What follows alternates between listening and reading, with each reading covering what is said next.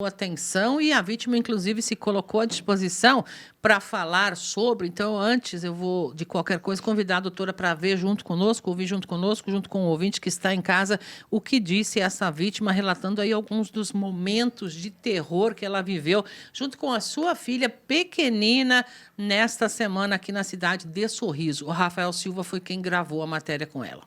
Larissa, fala um pouquinho pra gente. Aquele dia, vocês estavam tocando a vida como todos os dias? Normal, uma sexta-feira normal. Eu estava dormindo com a minha filha de 4 anos, a gente estava na cama. Quando foi por volta das 6h50, meu marido saiu para trabalhar normal. E logo em seguida eu vi um reflexo na entrada do quarto, né?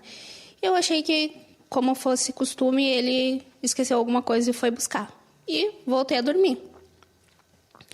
Quando eu abro meio o olho, não abro todo, eu abro só um pouco assim o olho, eu vejo uma faca. E eu me desesperei, abri os olhos e vi um homem que eu nunca tinha visto na vida do meu lado. E daí eu me desesperei e comecei a gritar por socorro. Logo em seguida a Lavínia acordou e começou a chorar também. E daí eu falei, Lavínia, sai daqui, sai daqui. E nisso ele me jogou no chão, me deu um mata-leão, a faca caiu do meu lado. Eu fingi que eu tinha desmaiado, consegui pegar a faca do chão. E não sei como, eu tentei dar na barriga dele, não consegui, não tive força e consegui acertar nas costas dele. Nisso, eu fui para a cozinha, né? Consegui saí e fui para a cozinha para gritar mais alto, porque meu quarto era atrás. Comecei a gritar por socorro, ele veio para cima de mim e me jogou no chão. Me jogou uma, eu consegui levantar, me jogou outra. Nessa segunda vez eu não consegui levantar, eu não tive força para levantar, e ele me pegou pela cabeça e começou a bater a minha cabeça no chão, com muita força. Nisso, ele estava tentando me desmaiar, né? E como eu não desmaiei, ele pegou, me ergueu, me pressionou contra a parede e falou, colabora. Colabora, porque tudo que eu fizer para ti, eu vou fazer pior para tua filha. Fica quieta. E daí, nisso, ele sentou no chão e mandou tirar roupa, fazer umas coisas com ele. Eu falei, moço, quem é tu? Eu não tinha nem noção, né? Eu falei, moço, quem é tu? Por que tu tá fazendo isso comigo? E ele disse, colabora. Colabora porque a Lavínia tá ali e eu vou fazer pior com ela. Daí eu falei, moço, por favor, me dá uma água. Foi no momento que ele me pressionou contra a parede. Ele mordeu meu nariz com toda a força, tentou puxar, eu acho, não sei o que ele queria fazer. E daí eu pedi, moço, por favor, me dá uma água, eu não consigo. A minha boca estava toda sangrando. Eu pedi uma água e nisso ele foi até a geladeira pegar água. Eu fui até meu quarto para ver se a Lavínia estava ali. Graças a Deus ela não estava. E a porta estava aberta e eu saí correndo. Nesse momento que você correu, quando seu marido sai de casa, você percebe que há um homem dentro de casa. Em nenhum momento você percebeu que seria o seu próprio vizinho ali? Não tinha noção. Era uma pessoa que você não conhecia até então? Não. Até quando eu estava lá na cozinha, eu não sabia que ele era meu vizinho. Soube depois. E depois que você corre para fora, né, pede ajuda, o que aconteceu ali? Eu fiquei com medo que a Lavínia ainda estivesse lá dentro. Então, eu só fui um pouco para a rua e comecei a gritar por socorro. Nisso, as vizinhas estavam ali e falando que ela está aqui com a gente, vem aqui. E ele vai para a área. O tempo todo ele estava pelado, né? Ele já entrou dentro da minha casa pelado. E daí eu fui lá com elas e daí eu não vi mais. Então, suas vizinhas estavam com sua filha de 4 anos, escutaram ali os seus gritos? Elas escutaram, elas falaram que elas escutaram cerca de 15 minutos. Só que elas acharam que era o meu marido me batendo, a princípio. E mesmo assim não acionaram a polícia? Não chamaram a polícia. E como que segue agora, Lavínia? Larissa, o que você quer que aconteça, né, justiça, porque, querendo ou não, ele já é uma pessoa que é reincidente, teria feito isso com uma outra mulher já. Exatamente. Ele já tinha feito com uma mulher por 12 horas. Eu fiquei cerca de 15, 20 minutos com ele e ele já fez isso comigo. Imagina o que essa mulher passou. E ele estava vivendo na sociedade como uma pessoa normal, né? Então, eu quero justiça não só por mim, mas por todas que vieram antes de mim e, infelizmente, as próximas que virão. As nossas leis têm que ser mais severas para esse tipo de monstro, né? Não pode ser uma pessoa considerada um ser humano. E o pior é que você passou isso e sua filha viu tudo. A minha filha viu tudo. Ela nunca tinha visto um homem pelado na vida dela, então, graças a Deus, ela não entendeu o que ele queria fazer. Ela falou que era um zumbi, né? Ela tem noção que ele era real, porque ele botou a mão na boca dela. Então, ela falou pra mim, mãe, um zumbi estava batendo na tua cabeça, e foi aí que eu saí. Então, a Lavínia saiu sozinha dentro de casa? Saiu sozinha, graças a Deus. Ela teve essa noção, essa inteligência, né, de sair e pedir ajuda. Tão pequena, 4 anos. E agora, por conta disso, ela passa agora por um tratamento com psicólogo? Com psicólogo, porque ela tá tendo alguns traços, né, de medo, e trauma, né? É um trauma que nós duas vamos carregar pro resto da vida. Agora você sai da casa, da casa onde você morava, tenta seguir a vida de uma forma mais tranquila. Sim, eu tô à base de remédio, né? Agora eu tô com calmante, remédio para dormir e muitos remédios para dor. Eu tô, assim, completamente... nem sei falar a palavra, mas destruída por dentro, psicologicamente, fisicamente. Vamos tentar, né? Viver, sobreviver. É uma sobrevivente, literalmente, né, a doutora Jéssica? Que situação esta pessoa viveu, né? A senhora já ouviu também essa vítima na delegacia, nesse caso? Ela já foi ouvida na delegacia, prestou declarações no início da semana. Nós tivemos que esperar ela receber a alta do hospital, porque ela acabou ficando internada por alguns dias depois do crime, né? Uhum. E providenciamos, juntamente à Secretaria de Saúde, um rápido atendimento psiquiátrico e psicológico para ela.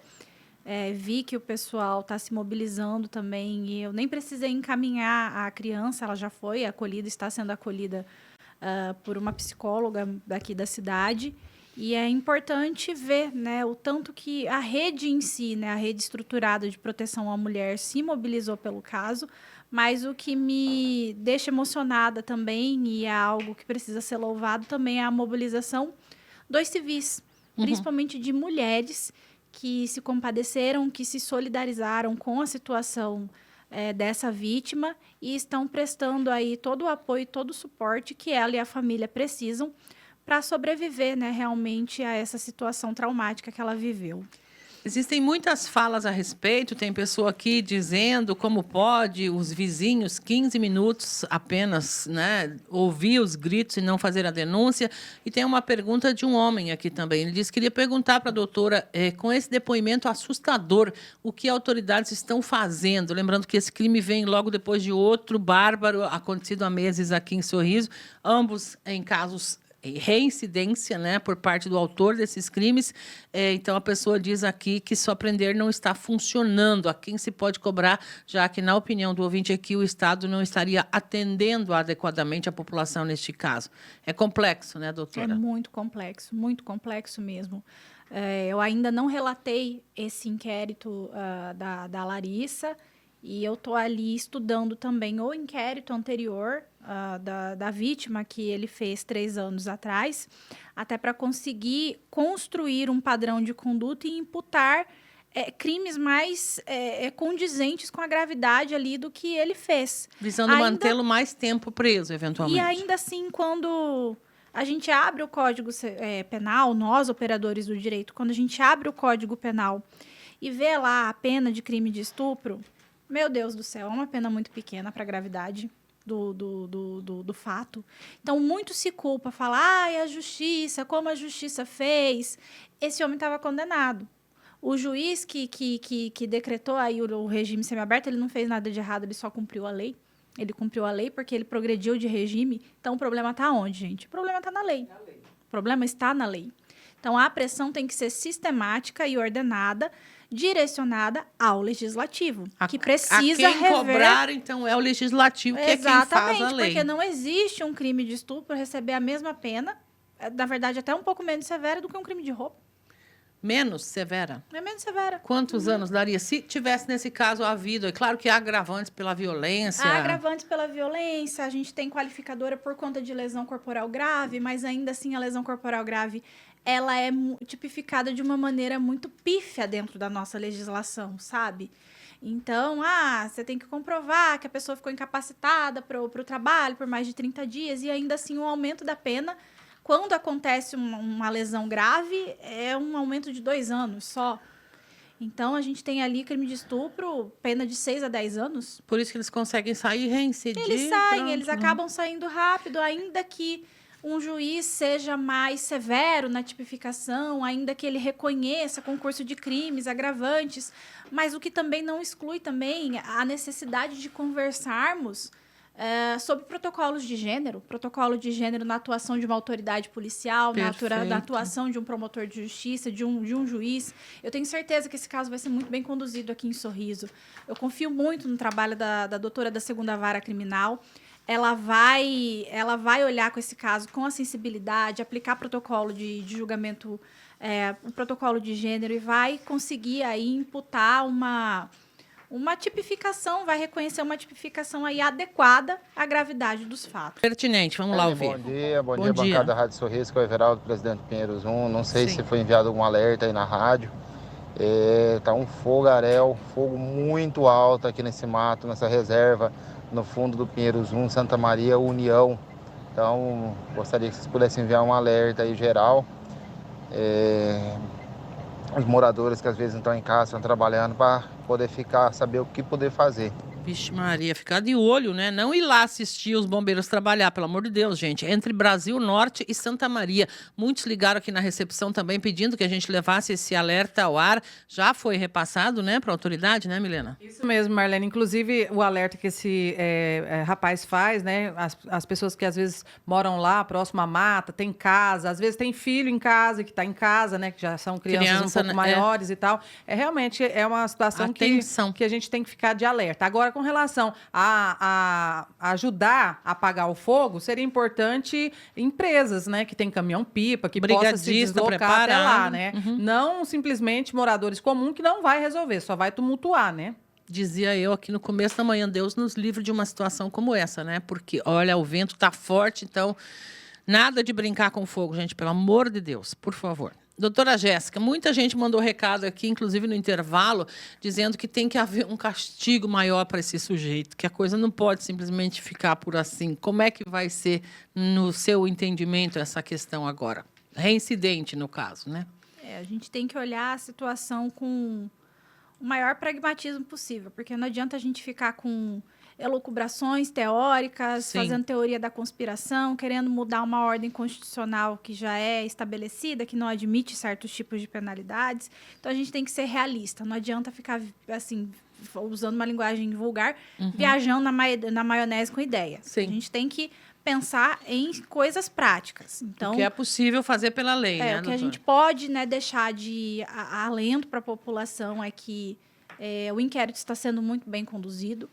Vou indiciar esse sujeito com a maior severidade que me for possível, para que se some aí uma condenação severa à condenação anterior dele, realmente por conta, né, desse cometimento de também falta grave, né, ele não vai ser solto tão rapidamente.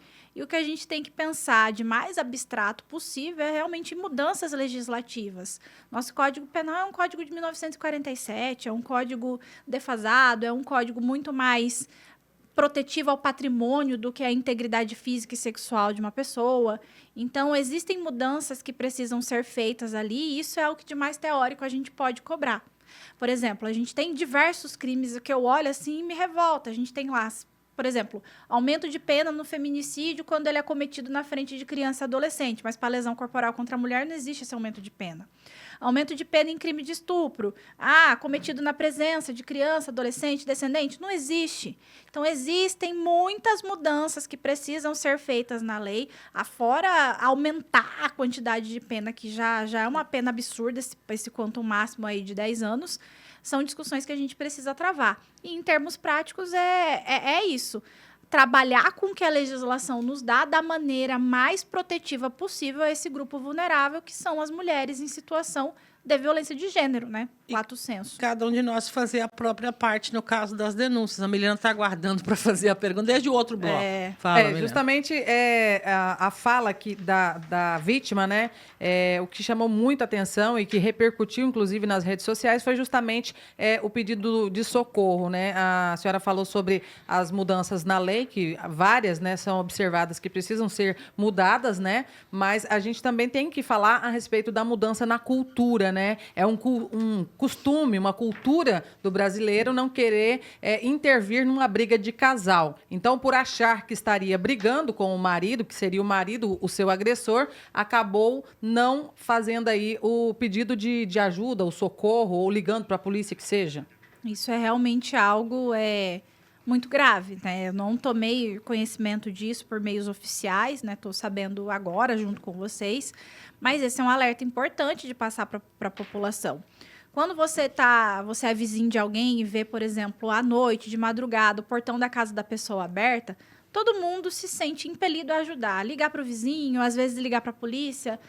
Na residência dos meus pais, uma vez isso aconteceu, a gente esqueceu o portão aberto, os nossos vizinhos acionaram a polícia militar, a gente acordou com a polícia militar batendo na nossa janela, porque os vizinhos estavam cuidando. Por que a gente não tem esse mesmo pensamento, esse mesmo raciocínio quando tem algo muito mais grave acontecendo, que é alguém gritando e pedindo ajuda? Você não é obrigado a ter um ato de heroísmo, sair correndo de dentro dessa casa e ir lá resgatar uma pessoa que está gritando. Isso não é exigido de ninguém da população. Perfeito. Mas o mínimo, pega o telefone e liga para a polícia militar, que tem condição de agir rápido, de interferir numa situação dessa. Mas e se for marido brigando com a mulher e não sei o quê? Ainda assim, e se a mulher está correndo, se ela está gritando, ela está precisando de ajuda, e se ela for morta? As pessoas pensam assim, mas quando é briga de marido e mulher, muitas vezes a gente interfere, chama a polícia, a mulher não larga do agressor. Vale o risco de deixar ela morrer na mão de um agressor? Sabendo que você podia ter ajudado a evitar aquilo ali? Podia ter interferido? Não é porque o ciclo da violência doméstica é um ciclo complexo de ser quebrado, que a vítima, muitas vezes, ela acaba retornando para o agressor, a nossa parte a gente tem que fazer. Você pode fazer essa ligação sem se identificar, sem se meter no meio, denunciar de maneira anônima, fazer a sua parte. É importante que todo mundo tenha essa consciência coletiva, e eu acho que Sorriso está precisando desse aprendizado. Porque não é a primeira situação do tipo que surge e não é a primeira conversa que a gente escuta de pessoas que ouvem gritos e não se mobilizam para ajudar. Cadê o nosso senso de coletividade? Cadê um senso de proteção? Tá faltando isso para a população. A população, ela precisa entender que segurança pública não é só nós da Polícia Judiciária Civil, Polícia Militar que faz, começa com cada um. Então, todo mundo tem que tomar essa chamada de atenção, porque podia ser alguém da sua família. Deus o livre, né? A gente não quer, ninguém quer. Imagina, a gente havia uma criança de 4 anos junto com essa mãe, natural, estava dentro de casa, comecinho do dia, e, de repente, nesse risco também, além da situação vivida pela mulher. Como a senhora disse, os números em Sorriso assustam, né? O agosto vai fechar esse ano com um relatório pesado de serviço e de situações também, né, doutora? Com certeza. A nossa parte repressiva, punitiva, a gente está fazendo e vai continuar fazendo por muito tempo, enquanto precisar, enquanto for necessário. O aumento de denúncias, essa situação toda que colocou Sorriso em destaque nacional por questões envolvendo violência doméstica, crimes sexuais, reflete uma população cujas vítimas estão se empoderando mais e denunciando. Que bom. Porque não se iludam, gente. violência doméstica, violência contra a mulher, violência sexual, acontece em tudo quanto é lugar com índices assustadores. Nem chega tudo lá para vocês, e né? Não, aqui não chega muita coisa para mim. Eu sei que tem situação que não chega ali na delegacia, que as vítimas não denunciam, que tem vizinho, que tem familiar, que tem vergonha, que tem medo de procurar. Então, aqui ainda acontece isso. Em lugares que têm estatísticas baixas, acontece mais ainda. São lugares ainda mais inseguros para a mulher. Então, aqui, o que a gente está vendo, né? Essa questão de melhorarmos enquanto coletividade e mais um alerta que a gente tem que dar para a população. Criar a cultura de fechar as portas, janelas, portão das suas casas. Nós não somos mais uma cidade pequenininha de interior. Trancar mesmo. Tem que trancar. Sorriso não é mais aquela cidadezinha tranquilinha, pequenininha, pacata. Para dormir com a janela aberta, por exemplo. Não exemplo, gente. Né? A gente tem que se munir, a gente tem que colocar esses cuidados. Eu ainda vejo muito, eu ando muito em Sorriso aqui, em diligência, com os meus policiais, vejo muito. Casa escancarada, portão aberto, porta aberta. Não é assim que as coisas funcionam. A gente tem que ser mais cuidadoso. Cada um fazer a sua parte. Cada um fazer a sua parte. E um dos objetivos de campanhas como é o Agosto Lilás é justamente que a gente abrace a causa, né, doutora? Para tornar, como a senhora disse, esse ambiente mais seguro ou menos perigoso para essas pessoas que estão mais em risco, a exemplo das mulheres. Então, o Agosto Lilás quer dizer isso também. Eu também sou responsável pela segurança da outra mulher. Então, assim, o Agosto Lilás é uma campanha muito bacana, né? Mas que coloca ali a violência doméstica. E a gente tem que cada vez mais ampliar esse termo, porque mulheres não sofrem violência só dentro do ambiente doméstico. Mulheres sofrem violência simplesmente pelo fato de serem mulheres. A violência Nós de gênero que sofremos chama, violência de gênero, violência por parte de desconhecidos que acham que têm o domínio do nosso corpo, que acham que podem usar a mulher para satisfazer seus próprios prazeres, independentemente do que isso cause a ela. Sofremos violência em ambiente de trabalho. Assédios. Sofremos violência quando somos crianças. Nossa, com a quantidade de meninas menores de idade que são vítimas de crimes de estupro de vulnerável, de importunações, de assédios é gigantesca. Absurdo. Então, é algo que a gente precisa ampliar. A gente precisa ampliar esse debate. Não é só violência doméstica, gente, é uma violência de gênero. Doutora, a gente fica sempre muito feliz com as suas vindas, suas falas aqui, que nos levam a reflexões importantíssimas, né? O agosto está fechando, a gente sabe que o seu núcleo continua trabalhando firmemente. Então, eu vou pedir que a senhora feche mais uma vez com esse convite para que quem sentir necessidade procure e, principalmente, um reforço deste alerta, né? A gente viu mais uma vez como é importante sair em socorro da pessoa, chama a autoridade, né? Como a senhora disse, não é preciso intervir diretamente na situação, mas, pelo amor de Deus, não fazer vista grossa para um risco que uma pessoa está correndo, porque eu não quero me meter numa briga alheia, né, gente? Existe um ditado que ele é muito bom, que ele fala o seguinte, é um ditado que serve muito para o que a gente está vivendo aqui em Sorriso. O que preocupa não é o barulho que os maus fazem, mas é o silêncio dos bons. Verdade. Então, cadê? A gente está precisando elevar a nossa voz, a voz das pessoas boas, a voz das pessoas que protegem, a voz das pessoas que ajudam. O núcleo da Mulher de Sorriso está ali aberto, nós estamos à disposição para acolher as vítimas, para receber denúncias. Tem canais de denúncia anônima, nós temos o Disque 180 para violência contra a mulher, Disque 100 para violação de direitos humanos. Existe a possibilidade de registrar um boletim de ocorrência na delegacia sem identificar o comunicante. Então, não tem por que ter esse medo de interferir em situações de violência. A gente tem mecanismos para proteger a identidade de quem denuncia. E as vítimas que passam por esse tipo de situação, denunciem, procurem a polícia. O fato de, muitas vezes, você guardar isso para você, não querer levar para frente, coloca outras mulheres em risco. Então, quanto mais esse abusador, essa pessoa que é doente, que tem esses padrões criminosos de atuação, quanto mais ele for denunciado, quanto maior for a quantidade de crimes que ele responde, menores são as chances dele ficar em liberdade e fazer isso com outras mulheres. Então, é preciso tomar providências, né, doutora? Com certeza. Obrigada pela sua vinda. Já está convidada, doutora Jéssica, mês de setembro, para a gente falar aí sobre o Setembro Amarelo, que é um outro tema também que afeta a família, a pessoa diretamente, né, doutora? Sempre bem-vinda. Com certeza, estou à disposição. Muito obrigada.